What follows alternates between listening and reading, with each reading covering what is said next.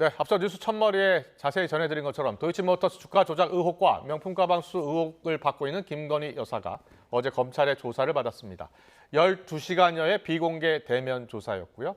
검찰총장 패싱 논란도 불거지고 있습니다. 자세한 내용을 김성훈 변호사와 짚어보도록 하겠습니다. 어서 오십시오. 안녕하세요. 안녕하세요. 네, 김건희 여사 서면이 아니라 이제 대질 조사를 한 겁니다. 대면 조사를 한 건데 비공개였습니다. 조사 형식 그리고 시기, 내용, 쟁점 다 짚어보겠습니다. 먼저 형식부터 볼게요. 형식이 비공개 대면 조사였어요. 비공개 대면 조사는 어떻게 보고 계세요? 네, 일단은 그 조사 자체를 외부에 예. 공개하지 않는 것 자체는 뭐 일반적인 조사도 마찬가지인데 예. 소환 자체에 있어가지고 소환 일정들을 공개하지 않은 부분들에 있어가지고는 네. 일반적인 사건들과는 좀 다른 부분들이 있습니다. 그래서 과거의 이제 사건들과는 비교해 볼 필요가 있는데 예. 일단은 현직 대통령의 부인, 예. 배우자와에 관련된 수사에는 이번이 처음이기는 합니다. 네. 그래서 이제 과거 사례들을 바탕으로 해서 이루어진 것으로 보이는데 예. 전직 대통령의 배우자에 관한 수사는 두 차례가 있었죠. 네. 두 차례가 있었을 때는 다 이루어지는 경우에 이제 조사가 이루어졌다는 걸 사후적으로 언론에 알린 그런 사례가 있긴 했었습니다. 그래서 예. 알린 시기에 관해서 아마 그런 부분을 참조했다라고 볼 수가 있는데 중요한 부분은 이제 그러면은 조사 장소라든지 형식에 있어가지고 예. 검찰청에서 진행하지 않은 어떻게 보면은 제3의 장소에 한다는 것이 이 부분이 적절했거느냐 아니면 예. 이것이 이례적인가에 대해서는 일단 앞에 있었던 두 조사는 전직 대통령 배우자에 관한 거긴 했지만은 예. 다 기본적으로는 검찰청에서 진행을 했기 때문에 이번의 경우에는 유례는 기존의 선례를 찾을 수는 없는 사안이라고 볼 수가 있습니다. 그렇군요. 조사 시기는 어떻게 보세요? 조사 시기는 사실 굉장히 늦어졌다라고 볼 수밖에 없습니다. 예. 저희가 이따 또 다루겠지만은 뭐 검찰총장의 직무 배제 얘기가 나온 것들까지 얘기가 들어가면은 21년도 얘기가 나오게 되고요. 예. 이 사건 자체 중에서 특히 도이치모터스 같은 경우에는 굉장히 오래된 사건인데 네. 이 부분에 대해서 조사가 필요해서 조사가 진행되어야 한다면 모든 조사의 핵심적인 내용들은 신속하고 공정한 수사입니다. 예. 실체적 진실을 제대로 확인하기 위해서는 빠르게 사실관계를 확인해야 하고요. 만약에 이 사건이 가지고 있는 정치적인 논란처럼 정말로 무고하고 혐의가 없는 내용이라고 하면 그것 또한 빠르게 밝혀내고 문제가 있는지 아닌지를 확인하는 것 또한 수사의 역할입니다. 예, 그렇다면은 이 내용에 대해서 관련된 공범들에 대한 관련돼서 일단은 예. 공범으로 지목됐다. 이 사건의 어떤 쟁점에 있어서 공범으로 지목된 사람들이 이미 기소가 돼가지고 재판까지 진행되는 상황이라면 예. 적어도 이 혐의점에 대해서 유무, 그 당사자로서의 역할 혹은 여부에 대해서 가리는 소환 조사는 사실 훨씬 더 먼저 이루어졌어야 하는 것이다. 이렇게 볼 수가 있습니다. 그렇군요. 네, 조사는 훨씬 더 먼저 이루어졌어야 한다. 조사 장소 또 시기까지 짚어봤는데 본격적으로 내용을 짚어보겠습니다. 김건희 여사가 지금 또 여러 가지 혐의 중에 도이치모터스 주가 조작 가담 관련 의혹 혐의, 또 명품백 수수 관련 의혹 혐의인데요. 먼저 명품백 수수 의혹 관련부터 짚어볼게요. 작년 말에 이제 서울의 소리에서 고발한 사건입니다. 서울의 소리는 뇌물 혐의도 있다라고 주장하고 있는 거죠. 네, 그렇습니다. 예. 결국 이 사건에서는 청탁금지법 위반만 문제가 되는가 아니면은 예. 소위 말해서 특정한 직무 관련한 청탁을 소위 말해서 주선하고 그걸 예. 바탕으로 대가로서 수수한 것인지에 따라서 완전히 다른 내용이 나올 수가 있습니다. 그렇군요. 예. 이 부분과 관련돼 가지고 결국은 고발인 입장에서는 이게 특정한 직무 관련이 있는 청탁을 전제로 한 예. 뇌물로서 주어진 것이기 때문에 예. 거기에 따라서 엄정한 수사가 진행되어야 되는 입장이고요. 예. 일단은 김건희 여사 측에서는 전혀 그런 사실이 없고 단순하게 이제 수수된 부분에 있어가지고도 돌려주고자 했는데 예. 이 부분에 대해서 조금 공식적인 법률적 입장을 확인해 볼 필요는 있습니다. 네네. 이게 돌려주는 것이 적절하지 않아서 못 돌려줬다는 취지의 답변도 있었던 것 같고요. 예. 지금은 이제 돌려주는 것이 맞는데 당시로서는 그것이 놓쳤다라는 예. 뭐 얘기도 있는데 이 내용은 수사 과정을 통해서 내용을 확인해 봐야 하는 상황이다. 어쨌든 쟁점은 예. 직무 관련성 있는 청탁의 대가로서 수수된 명품백인가 예. 이것이라고 볼 수가 있습니다. 그렇다면은 뇌물 수수 혐의가 적용되려면 청탁 혐의가 있어야 되잖아요. 그럼 무엇을 청탁했다는 거예요? 지금 몇 가지 이제 뭐 녹취록이나 보도 이런 내용들이 나오고 있는데요. 결국은 당시에 일정한 어떤 뭐 국립묘지와 관련된 국립묘지 뭐 안장과 관련된 내용들이라든지 당시 최모 목사가 이제 이야기한 내용들 중에서 구체적으로 청탁에 관련된 내용들이 나와 있었고 김창준 전 미하원 의장을 국정자문위원으로 임명해달라 또 국립묘지에 안장해달라 청탁했다고 본인이 이야기한 거죠? 맞습니다. 결국은 이제 당시에 딱 그 장소에서 있었던 이야기뿐만 아니라 전후 과정에서 특정한 어떤 공직자로서의 역할과 권력적 행사가 필요한 부분에 대한 요청 사항들이 계속 있었고 여기에 대한 소통들이 있었던 과정에서 수수된 부분이기 때문에 이거는 일정한 직무와 관련성이 있다는 것이 지금 고발인 측의 입장입니다. 그렇군요. 그러니까 고발인 측의 주장은 그런 것이고 김 여사 측의 주장은 그런 청탁을 절대 받은 일이 없다. 받았지만 한 번도 뭐 시행하거나 관련해서 한 적은 없다라는 주장인 거잖아요. 네, 그렇습니다. 일단은 그런 청탁을 소위 말해서 직무와 관련된 청탁을 받은 사실이 없고 구체적으로는 지금 우리가 김건희 여사라고 호칭을 하죠. 그리고 보통 이제 영부인이라는 호칭들을 많이 썼습니다.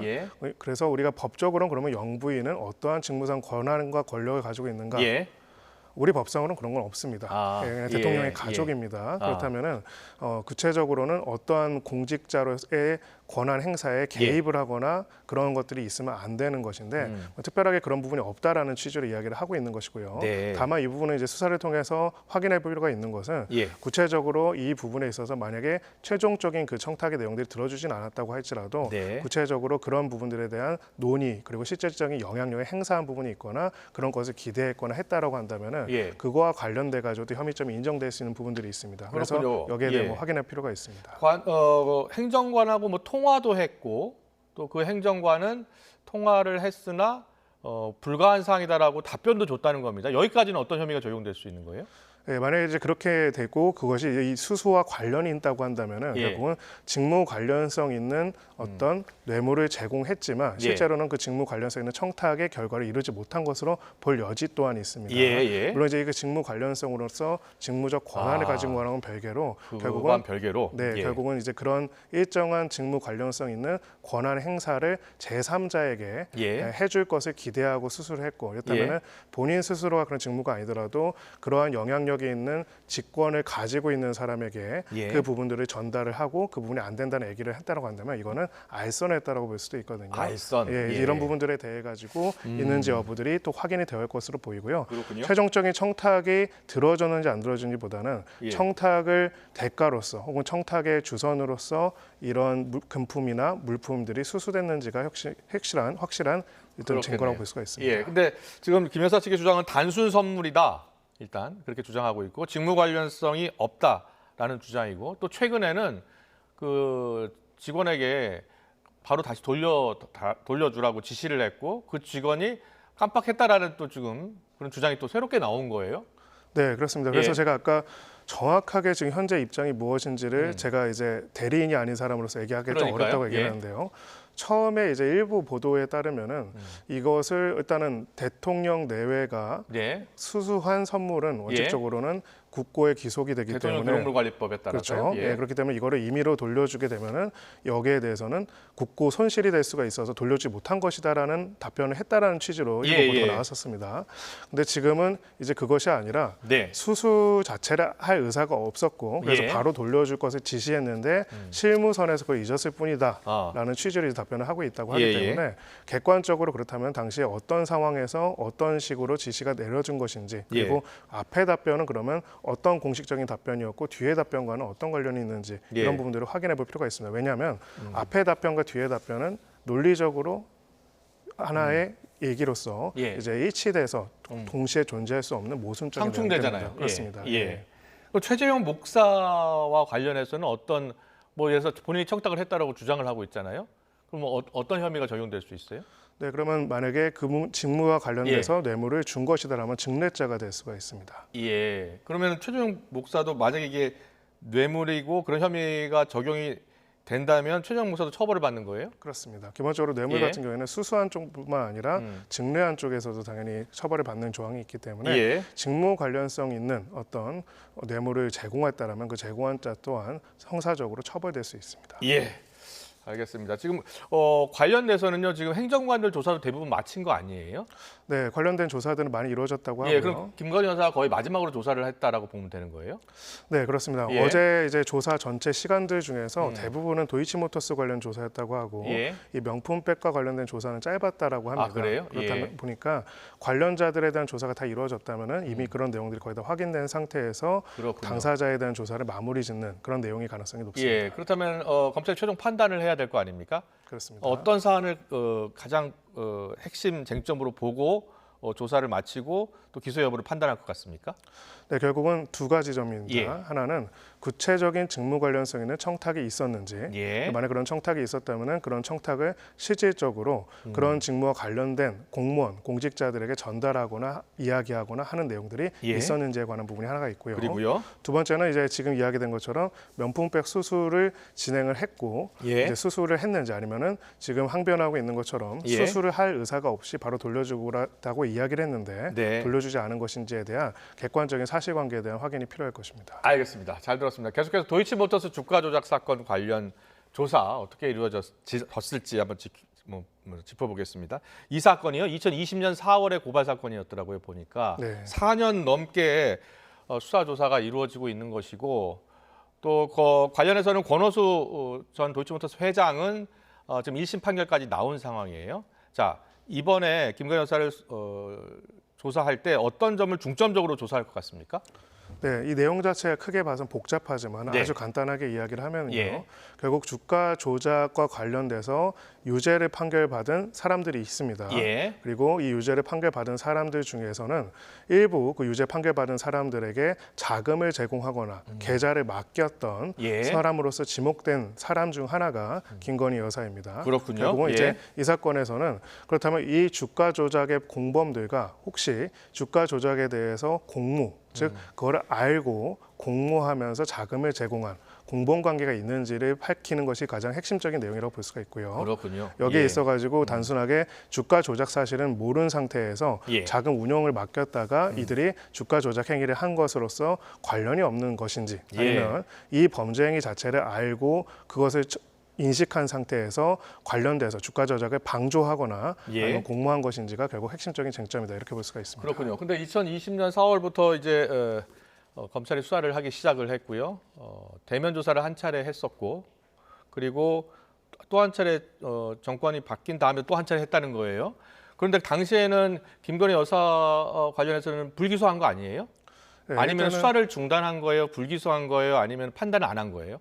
네, 일정 부분에 있어서는 불기소, 무혐의 처리를 한 게 있고요. 일정 부분에서 무혐의 처리했고. 예, 근데 일정 부분에 있어가지고는 수사가 아직 결론이 안 난 부분이 아, 있습니다. 예, 예. 그래서 사실은 사건이 좀 여러 가지가 있고요. 예. 그리고 주가 조작이라 우리가 도이치모터스 주가 조작 이렇게 하나로 이야기를 하지만 그 안에서도 몇 차에 걸쳐서도 나눠지는 부분들이 있습니다. 그렇군요. 그래서 아직 예. 결론을 내지 않은 부분들이 있고 예. 이번 소환 조사에서 조사를 한 부분은 아직 수사 결론을 내지 않은 부분이다, 이렇게 볼 수가 있습니다. 아, 그렇군요. 예.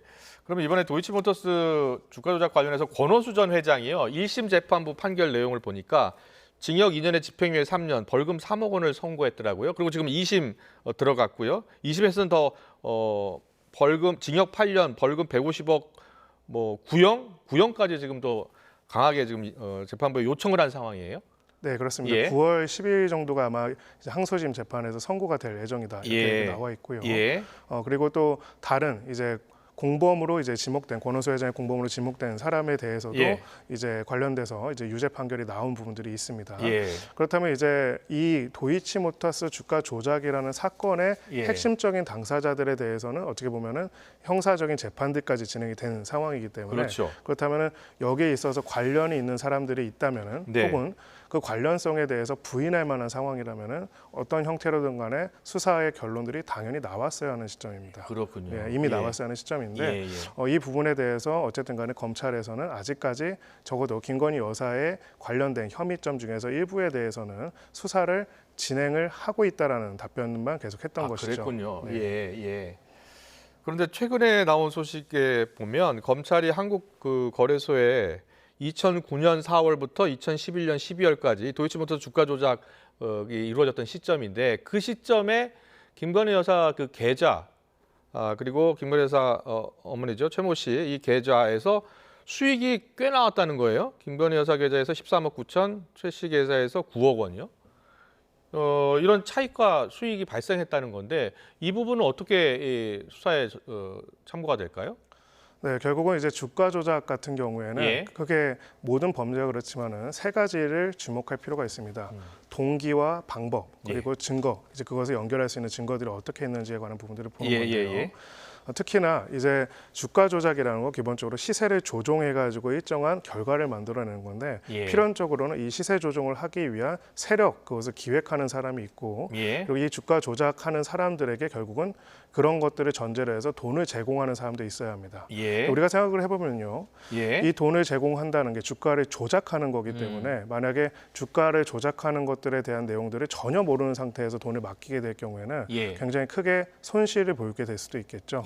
그렇기 때문에 이런 과정에서 돈을 제공하는 것이 단순하게 일반적으로 제공하는 것뿐만이 아니라 주가 조작의 배경, 결과 그리고 그로 인한 수익까지도 기대하면서 돈을 제공해서 공범관계가 아니냐라는 것이 이제 의혹과 수사의 핵심이 되는 것이고요. 그렇다면 이것을 수사를 한다면은 이 과정에서 주가 조작이 어떻게 이루어졌는지 그리고 무엇보다도 주가 조작의 핵심적인 세력과 그 전후 간에 돈을 제공한 사람과의 관계가 어떻게 형성이 되는지 마지막이 그래서 결국은 주가 조작이라는 건 수익을 목적으로 하는 거기 때문에 큰 수익을 봤다면은 그 수익이 누군가한테 어떻게 배분이 됐는지가 굉장히 중요합니다. 그리고 수익을 보기 위해서는 마지막으로는 시점도 중요합니다. 즉 시점에서 여기서부터 여기까지 자를 경우에는 수익을 전혀 안 봤다고 하더라도 여기서부터 다시 여기로 다시 범위를 넓히는 경우에는 수익이 확인될 수가 있는 부분들이 있죠. 그렇겠네요. 그래서 이제 이런 것들을 종합적으로 고려해서 주가 조작과 관련돼서 돈을 제공하거나 혹은 돈을 맡긴 사람이 있다면은 이것이 주가 조작의 주범들과 어떠한 공모 관계가 있는지 아니면 우연히 주가 조작을 담당하는 사람들이 보통 이제 여러 계좌들을 관리하는 경우도 많기 때문에 그것을 모르는 상태에서 그 돈이 계좌가 동원된 것인지를 가리는 어떤 결론, 어떤 근거가 여기서 만들어집니다. 네, 이게 주가 조작 시점이 지금 2009년도, 2010년도, 2011년도잖아요. 그렇습니다. 거의 10년이 넘었어요. 그래서 김 여사 측 주장은 1인 매매했다, 맡겼다라는 주장을 하고 있는 것이고, 그렇습니다. 검찰 쪽에서는 이거 혹시 관여했거나 소통을 한 것이 있는지 그 부분을 들여다보는 거죠.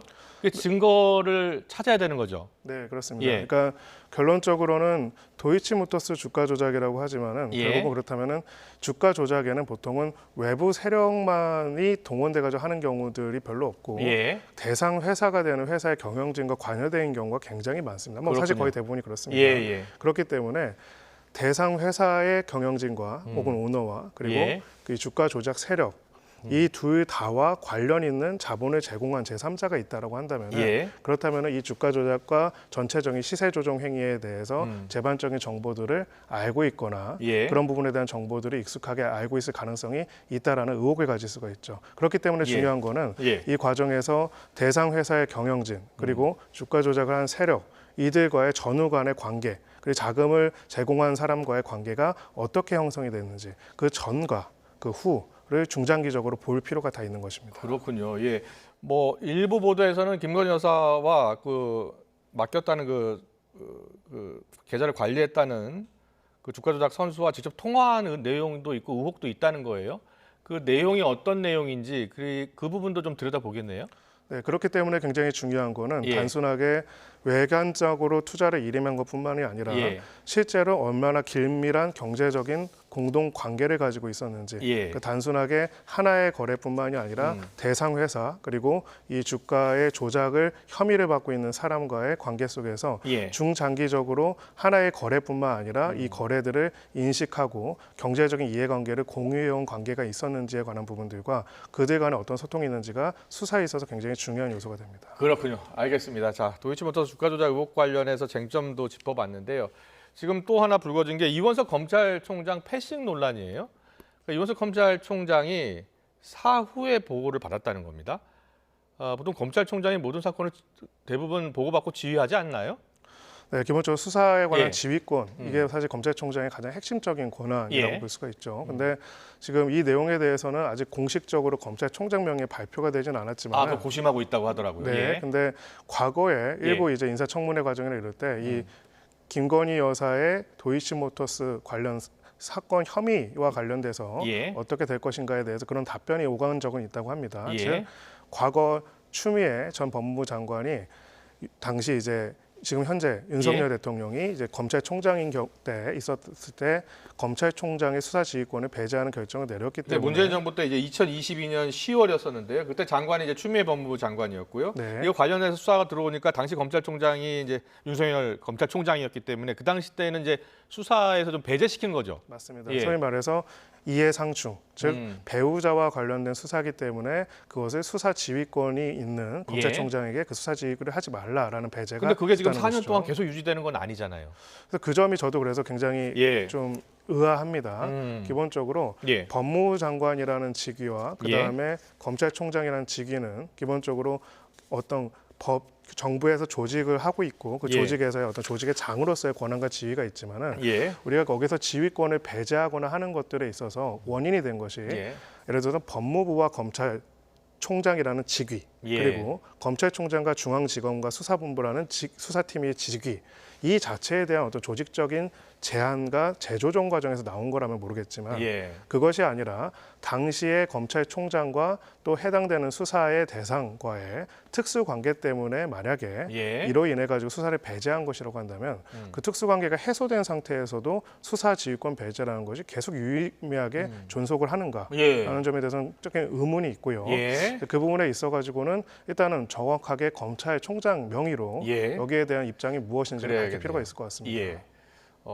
지금 일단은 도이치모터스 주가 조작 의혹 사건과 그리고 명백 수수 의혹 사건은 서울중앙지검에서 수사를 합니다만 부서는 다르잖아요. 이쪽은 그렇습니다. 형사부고 이쪽 반패수사부죠. 네, 그렇습니다. 같이 공동으로 함께 그러면 조사를 했다는 겁니까? 일단 소환 조사 자체는 박 부장검사가 직접 이제 수사를 예, 했기 예, 때문에 예.